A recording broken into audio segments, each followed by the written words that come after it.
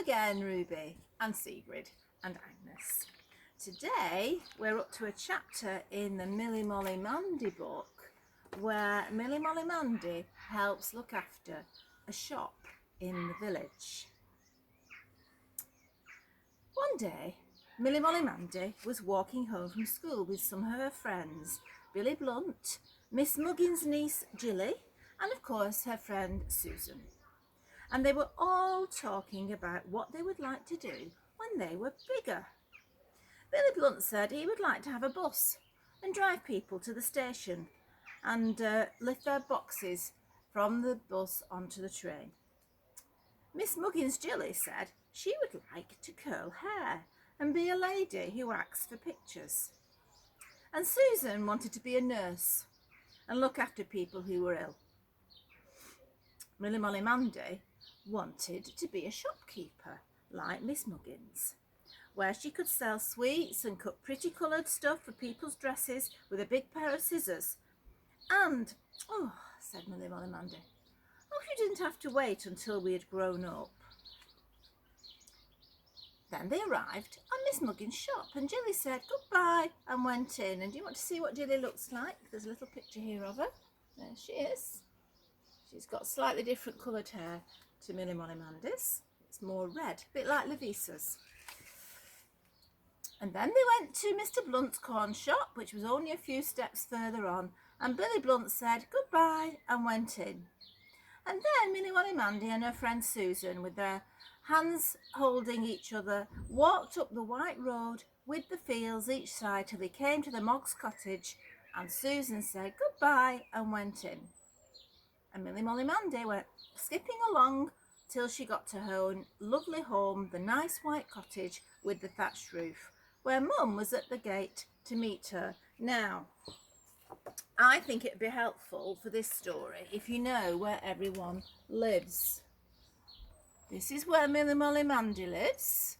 A bit further down this road here is Susan's house. And then if you go a bit further along the road and then down this road, first of all, you come to Billy's house there, and a bit further on, it's Miss Muggins' shop and home where Jilly lives.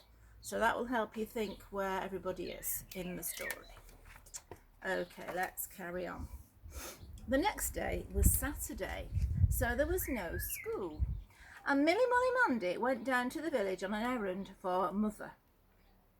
When she had done it, she saw Miss Muggins standing at her shop door, looking rather worried.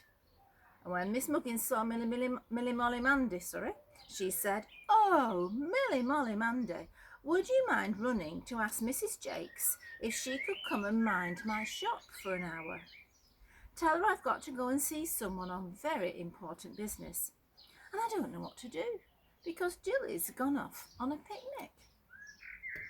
So Millie Molly Mandy ran to Mrs. Jakes, but Mrs. Jakes said, "Tell Mrs. Muggins I'm very sorry, but I've just got some cakes in the oven and I can't leave them, otherwise they'll burn."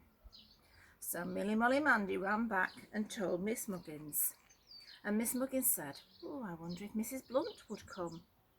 So Millie Molly Mandy ran to ask Mrs. Blunt, but Mrs. Blunt said, "I'm sorry, but I'm simply up to my eyes in cleaning the house, and I can't leave just now." So Millie Molly Mandy ran back and told Miss Muggins. And Miss Muggins said she didn't know of anyone else she could ask. But then Millie Molly Mandy said, "Oh, Miss Muggins, couldn't I look after your shop for you? I want to look after a shop when I'm older and sell things like you do. I'll tell people you'll be back in an hour, and if they only want a sugar stick or something I could give them, and I know how much it is, I can do that."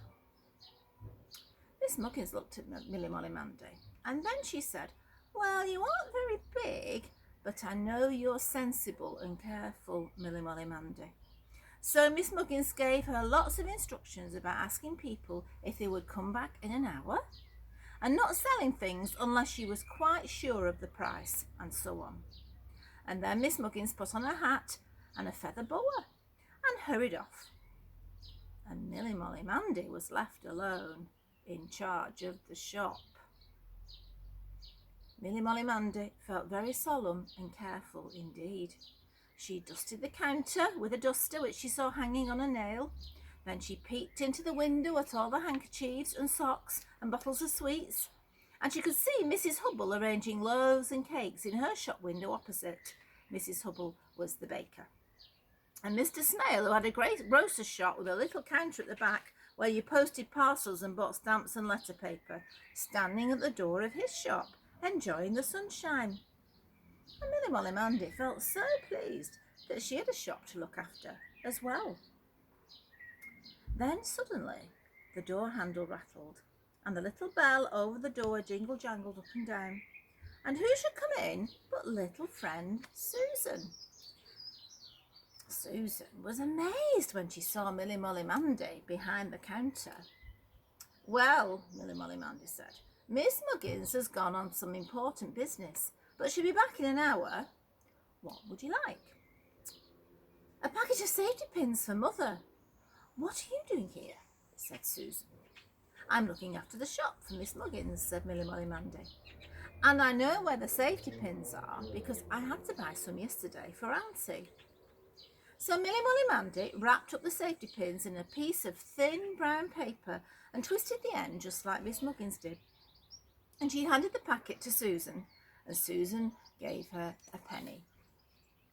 And then Susan wanted to stay and play shops with Milly Molly Mandy. But Milly Molly Mandy said, "No, it's not a play shop, it's a real shop, and it's business. So I've got to be very, very careful.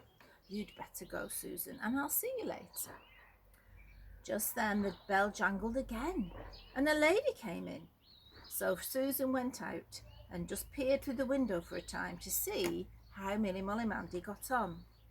But Milly Molly Mandy didn't look at her because she didn't want to be disturbed. The lady was Miss Bloss, who lived opposite over the baker's shop. She wanted a quarter of a yard of pink flannelette because she was making a wrapper for her mother and she hadn't bought quite enough for the collar. She said she didn't like to waste a whole hour till Miss Muggins returned. So Milly Molly Mandy stood on one leg and wondered what to do. And Miss Bloss tapped with one finger and wondered what to do. And then Miss Bloss said, "That's the row my flannelette came off. I'm sure Miss Muggins wouldn't mind me taking some." So between them they measured off the pink flannelette, and Milly Molly Mandy fetched Miss Muggins big scissors. And Miss Bloss made a crease exactly where the quarter yard came, and Milly Molly Mandy breathed very hard and concentrated very hard and cut slowly and carefully right across the crease to the end. And there's a little picture of Milly Molly Mandy cutting the material for Miss Bloss. She wrapped the piece up and gave it to Miss Bloss, and Miss Bloss handed her half a crown, saying, "Ask Miss Muggins to send me the change when she gets back."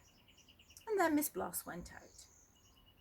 For a time nobody came in, and Milly Molly Mandy amused herself by trying to find the rolls of stuff that different people's dresses might have come off. She found her own pink and white striped cotton, looking so lovely and new, that Mummy had made her dress from, and Mother's blue checked apron material, and Mrs. Jake's Sunday gown material. And then, ding-a-ling-a-ling, the handle and jangle of the bell went together, and who should come in but Billy Blunt. "I'm helping Miss Muggins today," said Milly Molly Mandy. "What would you like to buy?" "Where is Miss Muggins?" said Billy Blunt. So Milly Molly Mandy had to explain all over again. And then Billy Blunt said he wanted a pennyworth of aniseed balls. So Milly Molly Mandy stood on a box and reached down the glass jar from the shelf. They were 12 a penny, she knew, for she'd often bought them herself. So she counted them out, and then Billy Blunt counted them, 1, 2, 3, 4, and so on to 12. But Billy Blunt said, "I think you've got one too many there." So Milly Molly Mandy counted again, 1, 2, 3, 4, up to 12. And she found one too many too. So she dropped one back in the jar, and Milly Molly Mandy put the others into a little bag and swung it over by the corners, just as Miss Muggins did, and gave it to Billy Blunt. And Billy Blunt gave her a penny. And then he said, "Good morning, Ma'am." And Milly Molly Mandy said, "Good morning, sir." And Billy Blunt went out. After that, the hour began to seem rather a long time, with the sun shining so outside, and Milly Molly Mandy was getting a little bit bored. She really wanted to go and play with Susan. But at last the little bell gave a lively jangle again, and Miss Muggins walked in. She was very grateful to Milly Molly Mandy. But though Milly Molly Mandy had enjoyed herself very much, she thought perhaps, after all, she would rather wait till she was grown up before she kept a shop herself. The end.